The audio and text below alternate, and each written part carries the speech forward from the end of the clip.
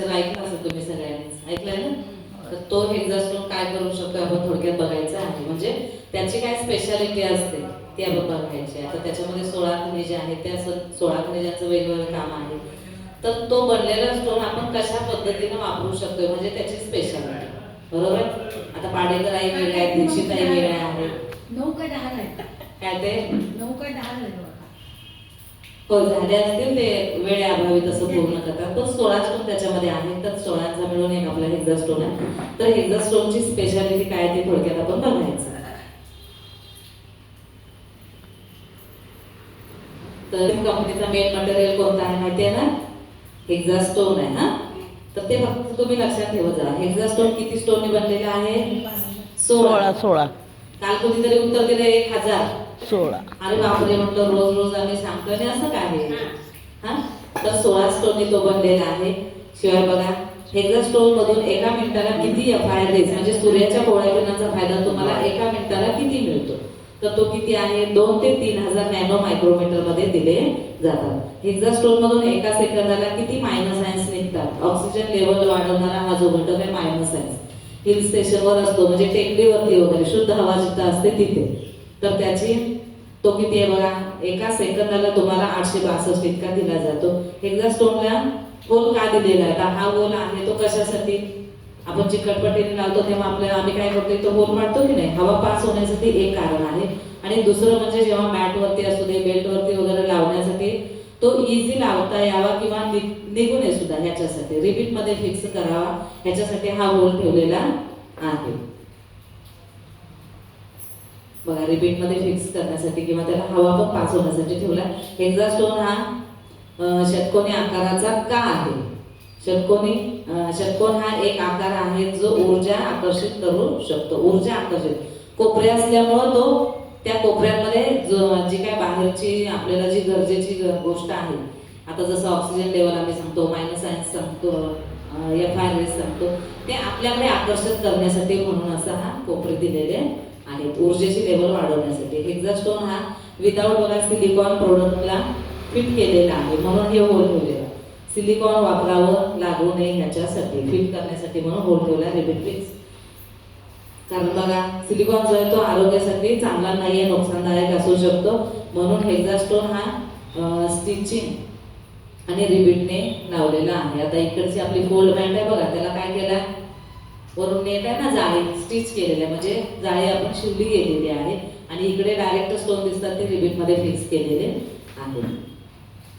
आता त्याचे यूज कसं आपण वापरू शकतो, हा बनलेला तर आहे, त्याचे फायदे तर आहे त्याचं आपल्याला माहिती आहे, पण तो आपण कशा पद्धतीने वापरू शकतो बघा. डोक्याला लावू शकतो, डोकेदुखी बरे होऊ शकते. डोळ्यांना लावणे, डोळ्यांचे त्रास कमी होण्यासाठी डोळ्यांना लावू शकता किंवा त्याचं पाणीही तुम्ही डोळ्यामध्ये वापरू शकता. मोतीबिंदू, काचबिंदू, डोळ्यांचे काही त्रास असतील, चष्मा नंबर वगैरे असेल तर तुम्ही अशा पद्धतीने वापरू शकता. किंवा जॉईंट्स लावण्यासाठी, जॉईंट्स पेन असतात की नाही, खांदेदुखी वगैरे असेल ना, त्या खांद्यावरती तुम्ही लावला, जॉईंट वरती बरोबर जोडावर तुम्ही लावला तर तुमच्या फायद्याचं आहे. किंवा कंबर दुखते, कमरेवरती लावा, गुडघा दुखतोय, गुडघ्यासाठी लावा, घोटा दुखत असेल, घोट्यासाठी लावा. जिथं तुम्हाला दुखतंय तिथं तुम्ही हा स्टोन लावला तर तिथले पेन्स, जॉईंट्स पेन कमी व्हायला मदत, जॉईंट मधील पेन्स कमी होण्यासाठी हा इझी आहे. त्यानंतर सूजनवर लावण्यासाठी, सूज असेल किंवा गाठी वगैरे आल्या की तिथला भाग उंचवटा येतो की नाही, सूज आल्यावर काय होतं, दुखतंय पण आवाज पण येतो, अशा काही गोष्टी असतात. पण चरबीच्या गाठी वगैरे असतात ती सूजसारखं दिसते, आकार आपला बदलून टाकते की नाही, उंचवटे हातावर वगैरे दिसले तर खराब दिसते ते. त्या ठिकाणी सूज असेल, गाठ असेल, अशा ठिकाणी तुम्ही लावू शकता जेणेकरून सूज कमी व्हायला मदत होते, तिथं ब्लड सर्क्युलेशन चांगलं व्हायला मदत होते. पेन्सवर लावल्यामुळे काय होतं, पेन्स कमी होणे, त्या भागामध्ये ब्लड सर्क्युलेशन चांगला होतो. हा हेक्झास्टोन तुम्हाला फार इन्फ्रारेड रेज जास्त देतो, म्हणून ज्या ठिकाणी तुम्ही लावता तिथं सूर्याच्या कोवळ्या किरणांची मात्रा पोहोचली जाते, त्यामुळे तिथले पेन्स असतील, सूज असेल, लालसरपणा असेल, आतमध्ये ब्लड सर्क्युलेशन चांगलं होत नसेल, आता सूज असेल तर आतल्या ज्या नसा आहेत त्यांच्यावरती सुजेचा दाब होतो, त्याच्यामुळे नसांना काय होतंय, रक्त पुरवठा करत असताना अडचण होते आणि त्याच्यामुळे सूज जर कमी झाली तर नसा तुमच्या स्वाभाविकपणे रक्त पुरवठा करायला मोकळ्या होतात. अशा पद्धतीने ह्या स्टोनचा आपण वापर करू शकतो. गाठीवर, चरबीवर सुद्धा लावला तर चालतो, चरबीच्या गाठी विरघळून कमी होण्यास मदत होते.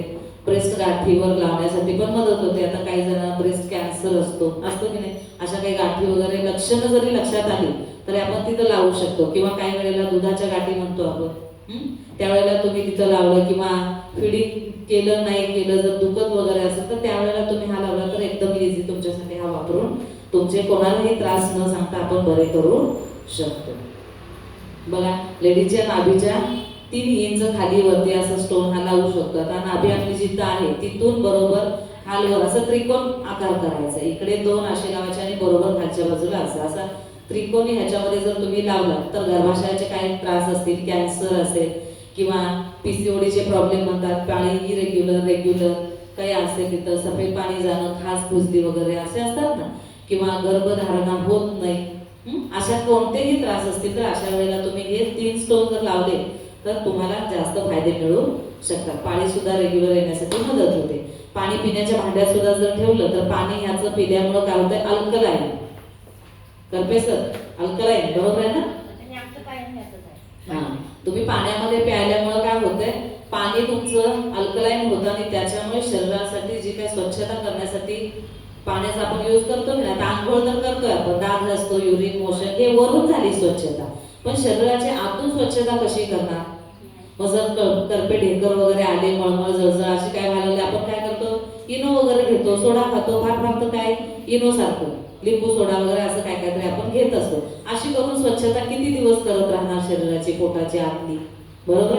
पण अशा पद्धतीनं रोज पाणी ह्याचं जर आपण प्यायलो तर काय होणार, रोजच शरीराला क्लिनिंग, बरोबर, स्वच्छता करण्याची कुवत ह्या स्टोन मध्ये जी आहे ती होत जाणार आणि रोज तुमचं पोट साफ होणार, युरिन साफ होणार, घाम भरपूर येणार. कारण मॅटवर जेव्हा झोपताय त्यावेळेला काय होतं, घाम पण भरपूर येतो आपल्याला, येतो की नाही. त्यामुळे जो घाम आहे तो चिकट येतो, कसा टॉक्सिन घेऊन बाहेर पडतो. जे काय तुम्ही औषध गोळ्या वगैरे खाल्लेलं असतं त्यातलं नको असलेले केमिकल घेऊन ते बाहेर पडतं.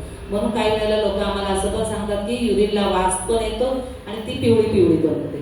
चांगलं आहे की नाही. तुमच्या शरीरातली नको असलेले अतिरिक्त घाण हे बाहेर काढतात. त्याच्यामुळे अशा पद्धतीने सुद्धा शरीर आपलं स्वच्छ व्हायला मदत होते. त्यामुळे पाण्याच्या भांड्यामध्ये पिऊन तुम्ही म्हणजे टाकून पाणी हे तुम्ही सतत पिलं तर तुमच्या फायद्याचं आहे. किंवा क्रोम वगैरे, जंत वगैरे जे असतात ना, जंताची गोळी वगैरे घ्यायची गरज लागत नाही. का तर हे पाणी प्यायल्यामुळे पोट साफ होतं. असं पण लोक सांगतात की पोट आमचं भरपूर साफ झालं. त्यातलं एक उत्तम उदाहरण म्हणजे मायलेकी आहे बघा, राऊ आणि चव्हाण अशा आई आपल्याकडे दोघी पण येतात आणि थेरपी घेतल्यानंतर पोट पूर्ण साफ झालं असं सांगितलं.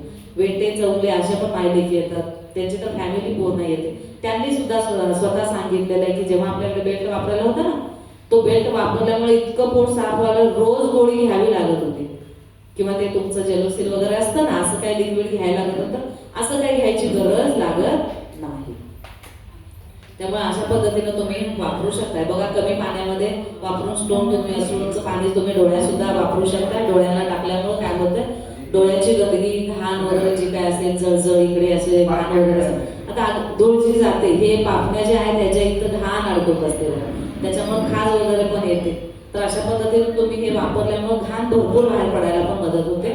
त्यामुळे डोळे स्वच्छ व्हायला मदत. फ्रीज मध्ये ठेवल्यामुळे काय होतंय, जे रेडिएशन असतं ना, लाईट असतात ना त्याच्यामध्ये, आता ही जी लाईट्स वगैरे आहेत आपण शोभेसाठी किंवा आपल्या सोयीसाठी म्हणून वापरतोय, त्याच्यामुळे काय होतंय, ते सोयीसाठी वापरतोय, पण त्याच्यामधून जे रेज येतात, रेडिएशन येतात, त्याच्यामुळे शरीरामध्ये काहीतरी वाईट परिणाम होतात. जसं की आता बघा, लॅपटॉप समोर बसून महिला, जेंट्स जे कोणी कामं करत असतील त्यांना बहुतेक करून मुलं न होण्याचे चान्सेस जास्त असतात. बरंच काही असं आहे, कारण डॉक्टर सांगतात थोडं जरा बैठक काम कमी करा, असं करा, तसं करा, त्याच्या गोष्टी आहेत ना. त्याच्यापासून जर आपलं संरक्षण व्हायला पाहिजे असेल तर हे जर तुम्हाला फार इन्फ्रारेड जास्त प्रमाणामध्ये देत आहे तर ह्याचा वापर केल्यामुळे त्याच्यापासून जो नुकसान होणार ते होणार नाहीये. समज मी. त्यामुळे भाजीपाल्याच्या भांड्यामध्ये सुद्धा ठेवलं, शिजवलेल्या भाज्यांमध्ये सुद्धा तुम्ही कढईमध्ये वगैरे ठेवलं. आता ॲल्युमिनियम पासून काय होतंय माहिती आहे ना, बऱ्यापैकी सगळ्यांनी ॲल्युमिनियम बंद करत आणलंय.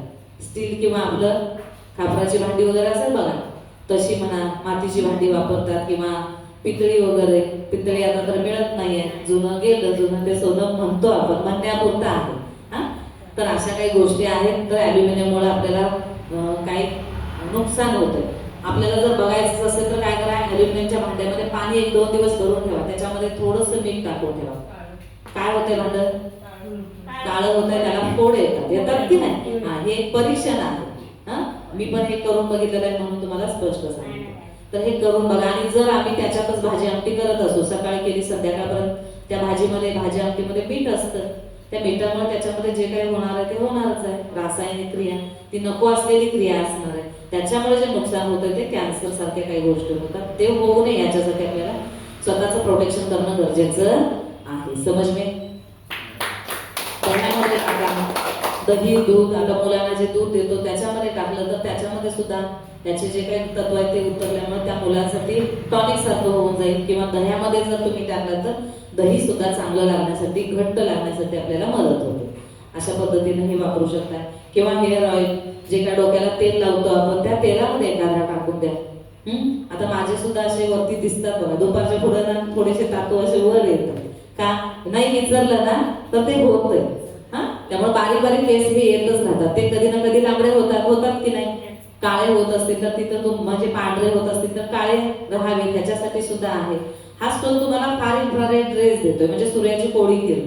त्या सूर्याच्या कोवळ्या किरणापासून काय काय आपल्याला फायदा होतो हे थोडं युट्यूब, बाकी काही गोष्टी आपण बघतच असतो मोबाईलवर, तेही बघितलं तर तुमच्या फायद्याचं.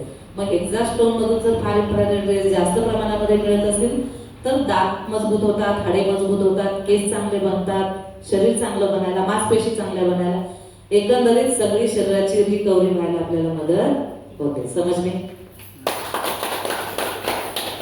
देणारा आहे त्याला म्हणून काय म्हणतात बघा, एक प्रकारची संजीवनी असं संबोधलं गेलेलं आहे. संजीवनी म्हणजे काय? सतत तुम्हाला जिवंत ठेवणार. बरोबर आहे ना? संजीवनीचा अर्थच तसा आहे, संजीवन. जीवन चांगलं जगण्यासाठी जे हे आहे ती वटी आहे. त्यामुळे अशा पद्धतीने जर जगायचं असेल, चांगलं जगायचं असेल तर थर्मल इंडस्ट्री मधला आपला हा हेक्झा स्टोन जो आहे तो नंबर 1 आहे. बरेच सारे कंपनी थर्मल इंडस्ट्रीमध्ये आहेत, पण आपली 6M ही कंपनी नंबर 1 आहेच आहे. कारण त्याच्याकडे काय आहे, 16 स्टोन वाला हेक्झा स्टोन आहे.